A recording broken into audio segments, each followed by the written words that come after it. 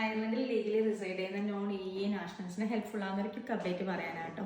നമുക്കറിയാം സമ്മർ ടൈമൊക്കെ ആയിട്ടും അതല്ലെങ്കിൽ തന്നെ നമ്മുടെ ഈ GNAB കാർഡ് അപ്ലൈ ചെയ്യുമ്പോൾ കുറേ ലോങ് വെയിറ്റിംഗ് എടുക്കുന്നുണ്ട്.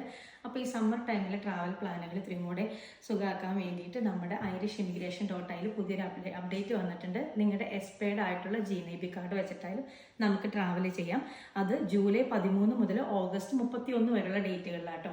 ക്രിസ്മസിൻ്റെ ടൈമിൽ ഓർക്കുന്നില്ല, നമുക്കൊരു ട്രാവൽ കൺഫർമേഷൻ നോട്ടീസ് വന്ന പോലെ ഇപ്പോൾ ഒരു ട്രാവൽ കൺഫർമേഷൻ നോട്ടീസ് ഈ സൈറ്റിൽ അവർ ഇട്ടിട്ടുണ്ട്.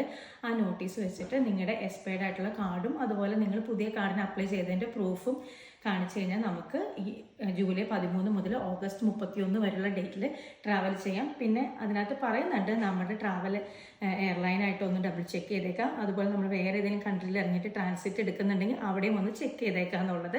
അപ്പോൾ ഇതിൻ്റെ ഡീറ്റെയിൽസ് ആയിട്ടുള്ള കാര്യങ്ങൾ irish-immigration.in എന്നുള്ള സൈറ്റിൽ പറയുന്നുണ്ട്. അതിൻ്റെ ലിങ്ക്, ട്രാവൽ കൺഫർമേഷൻ നോട്ടീസിൻ്റെ ലിങ്ക് ഞാൻ താഴെ കൊടുത്തേക്കാം. അതല്ലെങ്കിൽ നിങ്ങൾക്ക് ആ സൈറ്റിൽ പോയിട്ട് അവിടെ നിന്ന് ഡൗൺലോഡ് ചെയ്തെടുക്കാം.